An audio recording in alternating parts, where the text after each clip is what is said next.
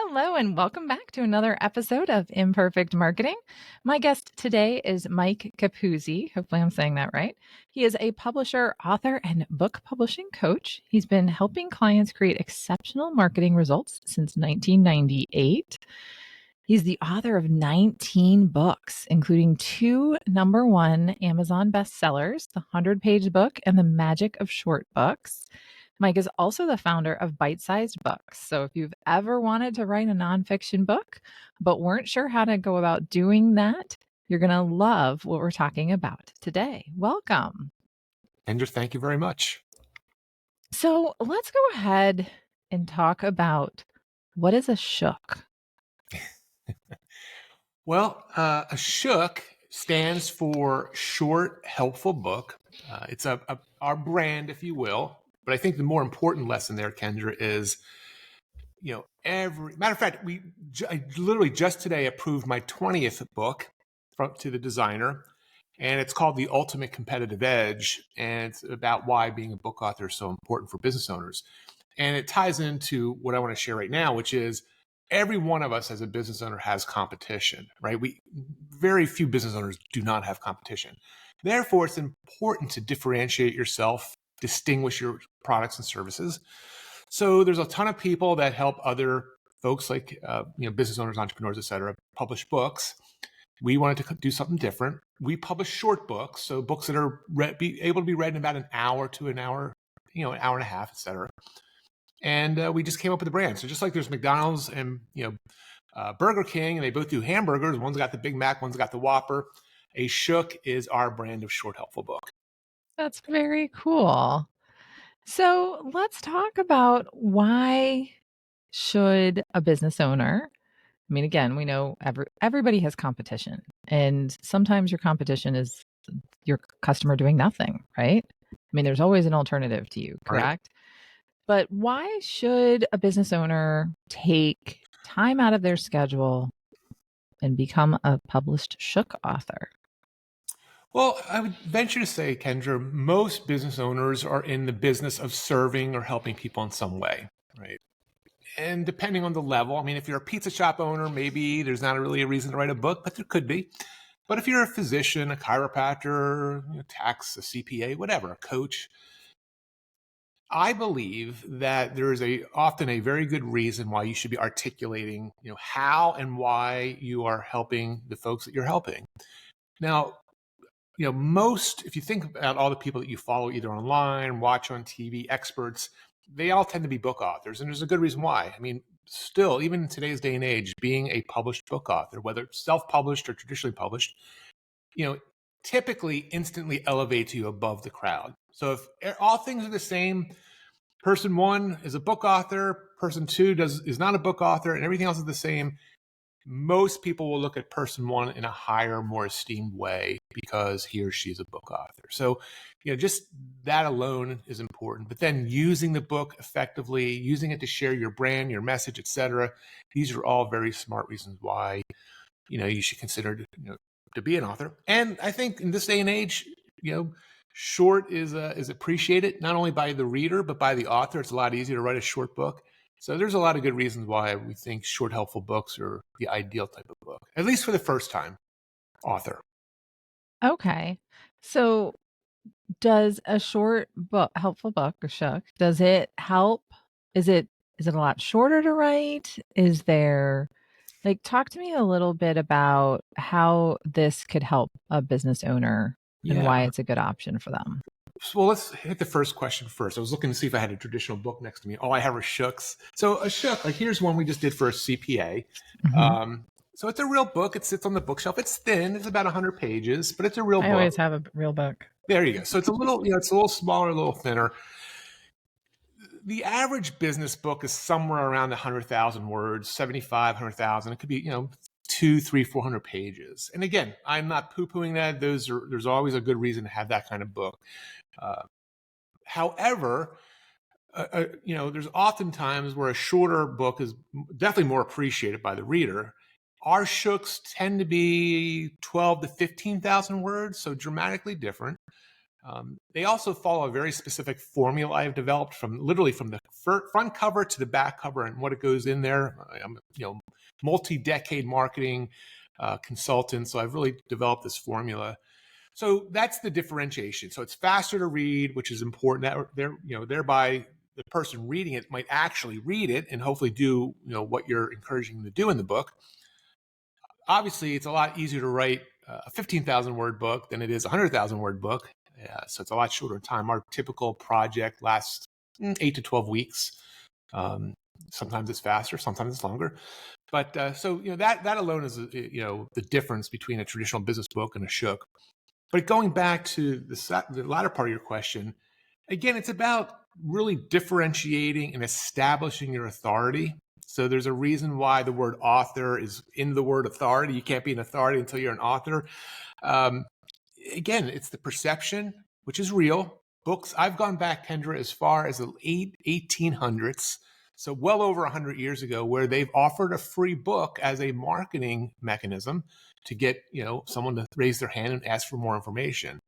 There's that, but then there's also the perception of being able to be a guest speaker on podcasts, on stage, at events, etc. So again, there is something special about being a published book author.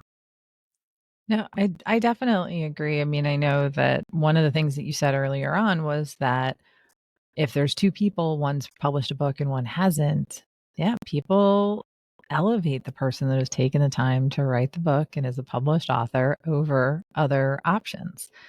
So very cool. So let's talk about leveraging shooks to grow your business. Because, I mean, most of the people listening are listening because they want to grow their business, right? That's the big reason that they're listening here to Imperfect Marketing. How can this help them grow their business? Well, there's several ways. Just the sense of accomplishment of doing it. I mean, oftentimes the people we work with, they've always wanted to write a book. So there's that innate nature, I want to do this. I know I want to do this. I'm not sure how to do it. So just that alone is important for a lot of people. Now, what also makes a shook different, Kendra, is this is not about making money by selling your shook on Amazon or at a bookstore or anything like that. That can happen, but it's not even secondary. It's even further down the ladder. It's about getting the book out there in front of as many people as possible, typically giving it away. So it's like this super, business card on steroids, if you will, and allowing the book to create not only the conversation between you and the reader, but also to instruct the reader to what to do next and how to, take that next step with you, the author. So that's an important part of, our formula, if you will. Most marketing content, and this, most marketing material that business owners develop oftentimes is either ignored, thrown away, recycled, whatever it might be. I venture to say very few people will throw away a book that you give them. Even if they're not interested in it, they're not going to throw it away, which right there is a little, different thing. They may even give it to someone. Hey, this book's not right for me, but I'll give it to Kendra because Kendra could benefit from it. So there's this nice pass along effect. So and people are used to paying for books, right? I mean, there's still bookstores. You go to Amazon, you typically don't get a free book unless you're part of Kindle Unlimited. But regardless, you're used to paying it. So there's a psychological difference where, okay, if I give you my brochure, Kendra, okay, Mike's giving me another brochure. But if I'm giving you one of my books, the magic of working together, and then signing it for you, which most people don't ask you to sign a brochure. It's just, again, it's that differentiation point. So there's ways of using your short, helpful books online, book funnels. I carry them with me wherever I go, typically if I'm at an event, whatever. So there's a multitude of ways to leverage the book once it's done, either digitally or in person. I think one of the things that scares a lot of people is the time investment. And I think that a shook is a lot less scary. Yeah, it is. From a time investment standpoint, it actually feels like it could be doable, right? Which I think is pretty cool. I like what you had to say, though. It's not about making a ton of money off of Amazon. Right. This is about becoming a published author and leveraging it because people don't read.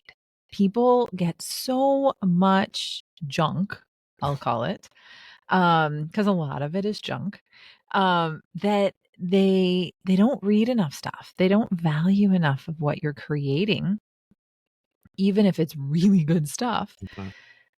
And yeah, you're right. I don't throw out books. Might donate them at the end. I'm actually looking to do like a book exchange with some friends with some older books that we all have. But I've got a big collection of books and yeah, I don't throw any of them out. Well, and to that point, Kendra, the other unique component, and this is a suggestion for anybody who's considering, a nonfiction, business-oriented book, the more focused your book is on a very specific topic. I always like to say, rather than write one 300-page book, it's much smarter to write three 100-page books so that you can make them that much more focused, thereby allowing the person to say, hey, Kendra's book, that's the book I need to read, therefore making it more likely to be read, which is important, right?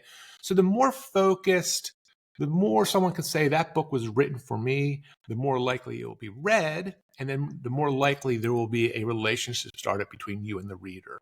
Our books, our shooks, have very specific triggers built into them to create that relationship beyond the book. Very cool. So this isn't something that we talked about before that I was gonna ask you. So I might have to go back and edit it. You guys will have to see if I'm either saying this or not. But anyway, let's talk. Can we talk a little bit about the rise of AI Hmm. with book writing?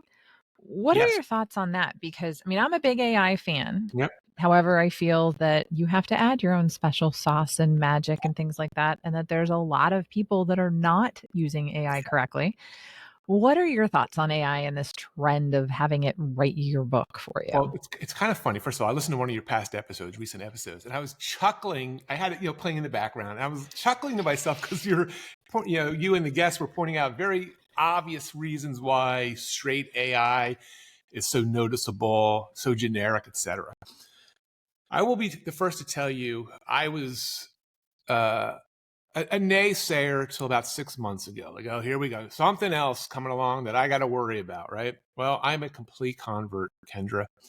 I'm actually partnering with a very astute AI prompt engineer, if you will, as recent as that could be, as known to be that as recently in the last year or so. But he's really, really smart. And we are offering something new in 2024 that is an AI driven book publishing system.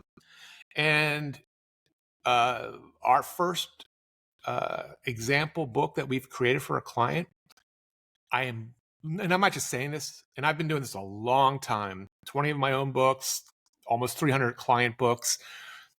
I'm astounded at the quality of it. Now, the key difference, Kendra, is the data set that we used to create his book was not just ChatGPT, right? That's just, the world, if you will.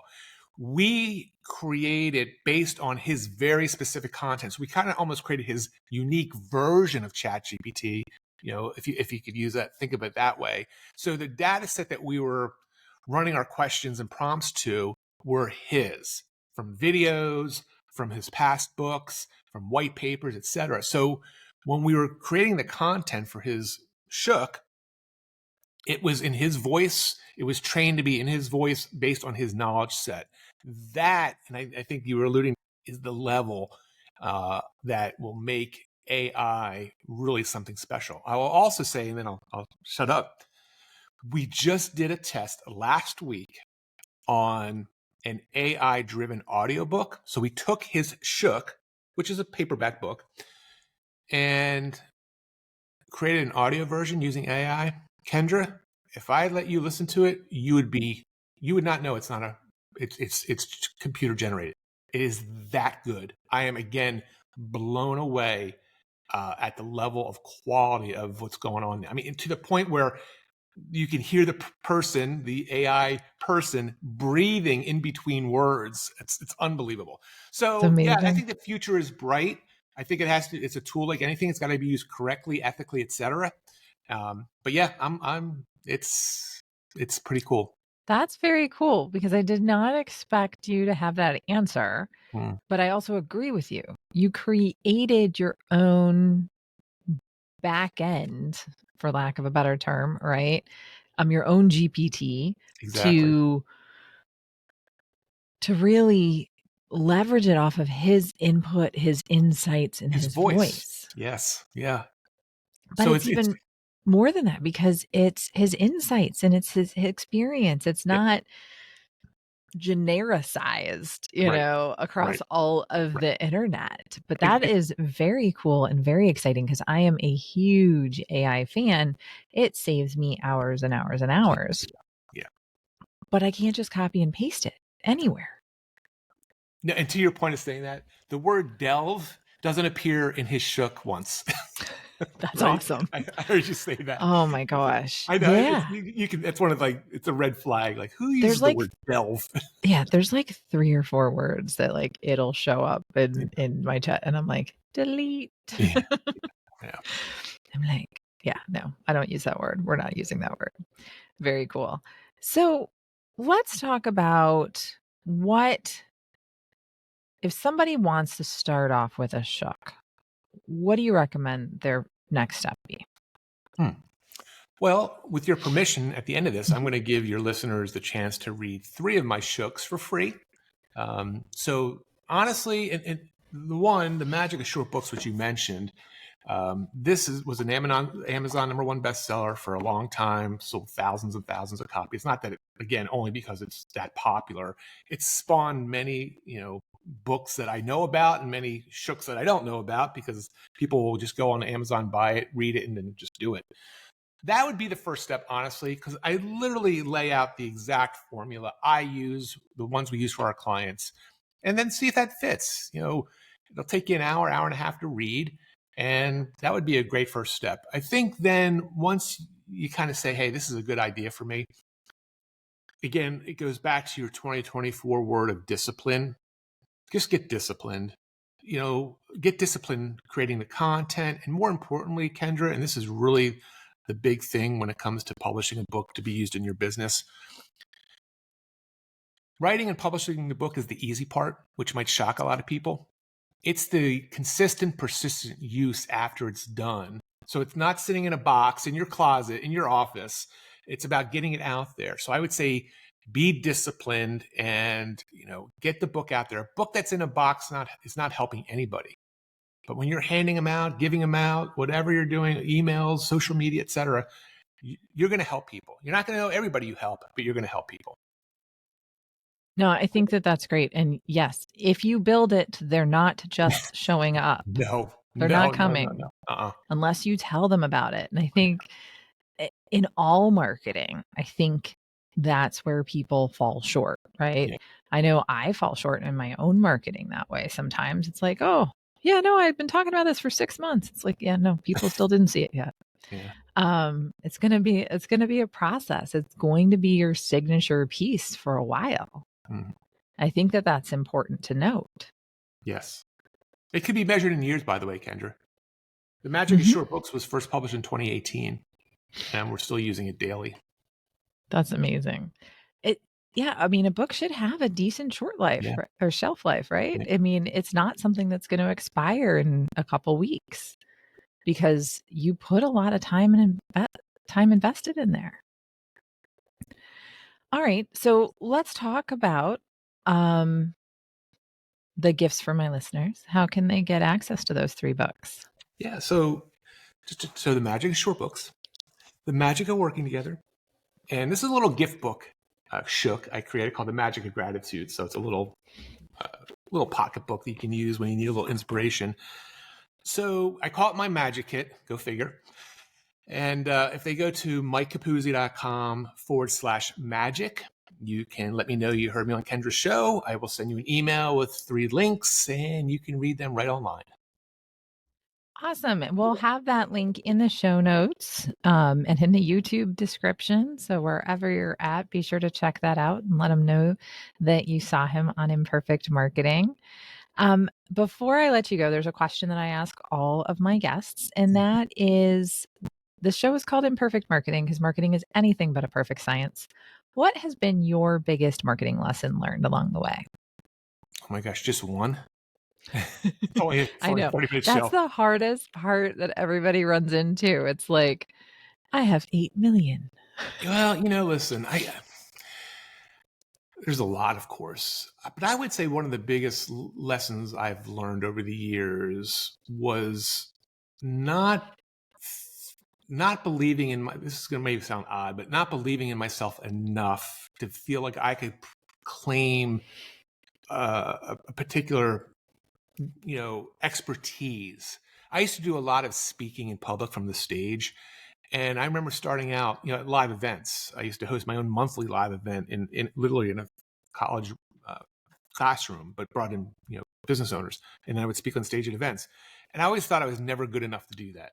And it really bothered me, Kendra, for a long time. And it wasn't, and I was never a perfect speaker. You could tell even on this podcast, I'm not perfect. But I think what I learned from people that told me afterwards, after various events, it was like, that authentic nature, you're just who you are. So I would say, don't think it has to be perfect. Like when I saw the title of your show, like that's pretty cool. Like, I think a lot of people can really understand and see and embrace authentic marketing, authentic people. And whatever that means for you, I would just say, listen, embrace that and, take it as far as you can run with it.